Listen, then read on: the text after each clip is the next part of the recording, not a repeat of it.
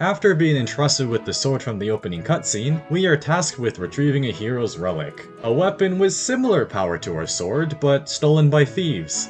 I mean, you'd think you have these things locked up or something. Major Guard complements our very high potential power as a healer, and the fact that we have a cool sword, but I don't think I started using it until like pretty late in the game, so healer. But that's not all Excavate is good for, as he learns the Nosferatu White Magic spell, which heals for half the damage dealt. This will come in use later for tanking shenanigans. Also available at this point in the game is the Blacksmith, allowing us to finally buy and upgrade weapons so I don't need to watch for durability as much anymore. Meanwhile, our Fire Emblem father gives us a ring, signaling the possibility of marrying your favorite character, and there's only one correct answer: Lysithea. Well, either way, Excavate's gotta start stepping up his romancing game. We're gonna need those support ranks regardless. The gang starts getting up to usable standards. Some spells, Axebreaker on Ferdinand von Aegir for future dodge tanking, and Fissithea's Fading Blow for extra dodge chances, but that's really all I use it for. On the promotions end, we have Yuri's Brawler, Excavate's Priest, Lysithia's Myrmidon, and Majogarde's, Mage. The main map of Chapter 5 is not my favorite, not because it's hard or anything, but because it's quite a long slog to get through.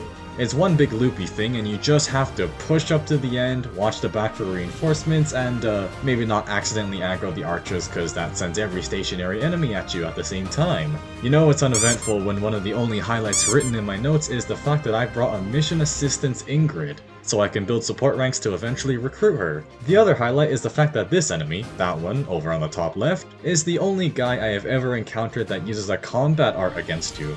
Honestly wish the game's enemies used more of those. We also get introduced to the maddening difficulty exclusive ambush reinforcements, enemies who attack on the same turn they show up. So if I don't know my ambush spawns or look up the wiki, one of my many squishy units will combust at their frailness, especially since most of those reinforcements are fast thieves with a pass ability, slipping by the units that can actually take a hit. The boss of this map holds the hero's relic we're meant to steal back.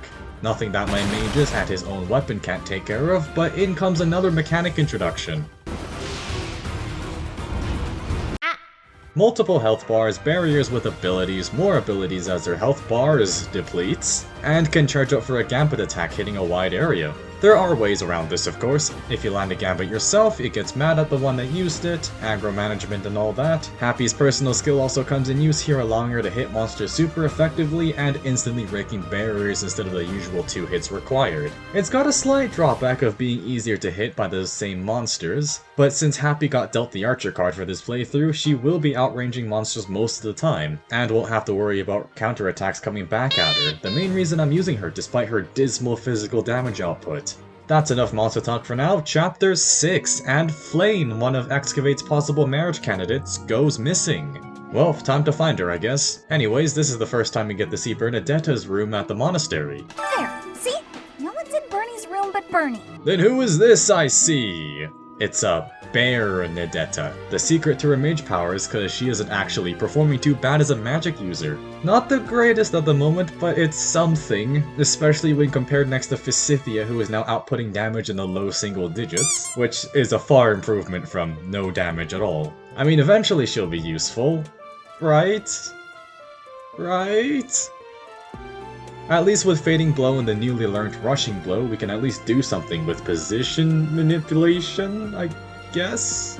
What is for sure useful is Excavate getting his budding talent unlocked via many private tutoring sessions, wink wink. More for the Nosferatu tanking survivability end, but less damage taken usually equals good. Dorothea's got some power despite not being able to use any of her spells. That would be thanks to the Hexblade combat art, which deals damage based on the magic stat. And Dorothea definitely has that. If the magic resistance isn't too high, this will be doing meaningful amounts of damage, which the fact that I have to point that out is really telling of how much firepower the gang actually has. If your name isn't Edelgard, Yuri, Dorothea, Caspar, or someone not performing a gambit attack, you're likely not doing a whole lot of damage. Honorable mention goes to Excavate, but he's gotten pretty unlucky with his magic stat growth. Give him a sword though and he will instantly do more, but I wanted to use his white magic to level up the skill since gaining skill XP for him is slightly harder if you're not spending all your monastery activity points on him. After some quick archer, mercenaries, and Pegasus Knight promotions, we enter a secret passage of a suspected kidnapper's room, starting the Chapter 6 map. Within the 25 turn limit, the gang has to either take down the Death Knight or eliminate every other enemy. The reason it gives you the option is because he still hits like a truck like our first encounter with them in Chapter 4. Additionally, Edelgard is unavailable for this map, so there goes a significant chunk of my firepower. But we must press on. Except not really. Turn 1 is spent forming a wall with my best frontliners to drag the first group of enemies closer, because I don't have the damage output to wipe out even half of them. And it takes as little as one enemy targeting the wrong unit for things to go horribly wrong. Now that the baddies are clumped together, Dorothea drops a Strat Gambit, increasing everyone's movement by 5 tiles this turn, and with the help of a couple offensive gambits and mopping up when they can, the squad can move forward. Well, not all of them, there is an entire right side of the map after all.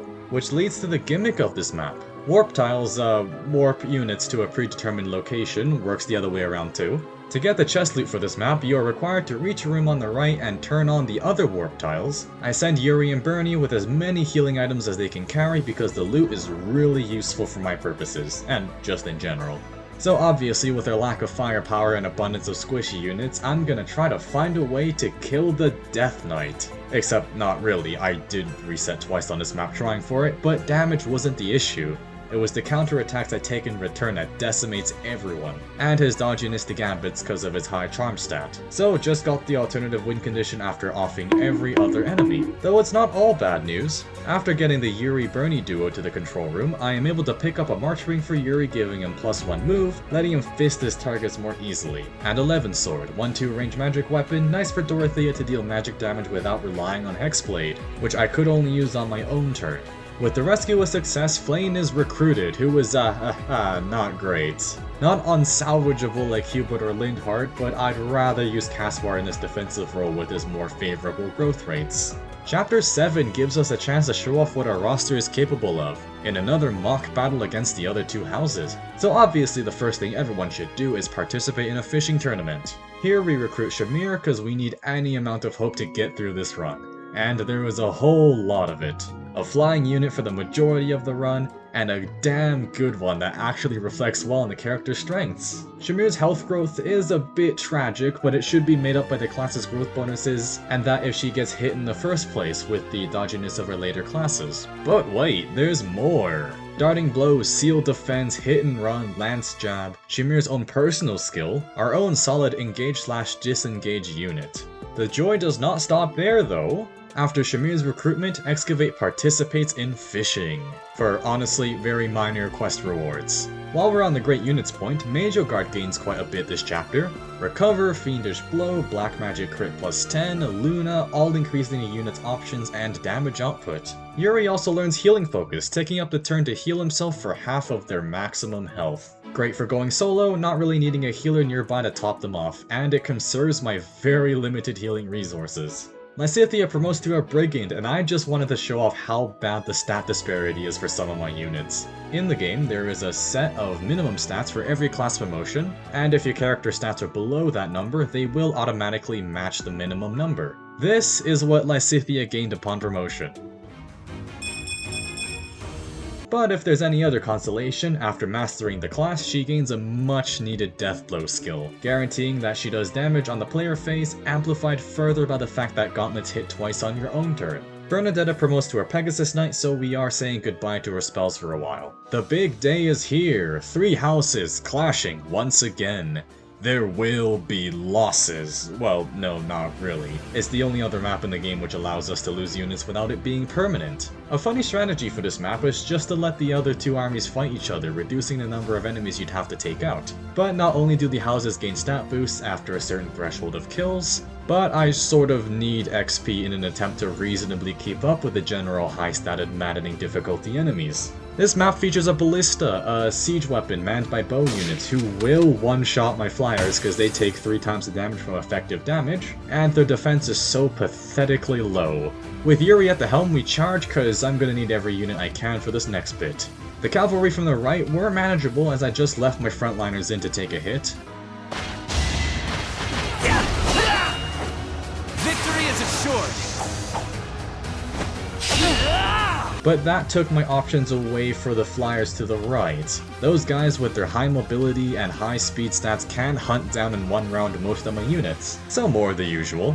After sacrificing Hubert to the birds, I pivot to the right as the horses struggle with their greatest enemy, stairs, which hinders the movement enough for me to take care of them after the flyers. Good time to mention how much I overestimate how much damage Yuri can take in this playthrough. After securing the middle area, the rest of the map is pretty straightforward, taking out the remains of the other houses as well as baiting and piloting the other 2 house leaders, ending the map with every member intact and nothing of value lost.